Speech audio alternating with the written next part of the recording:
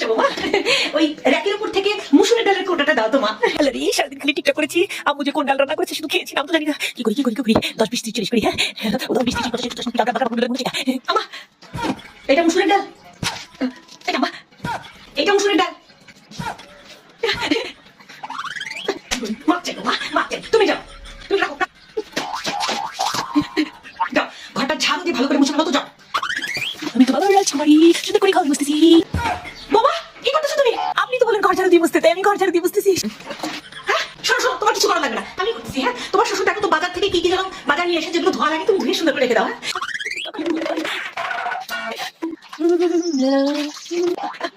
বাবা কি করতেছো?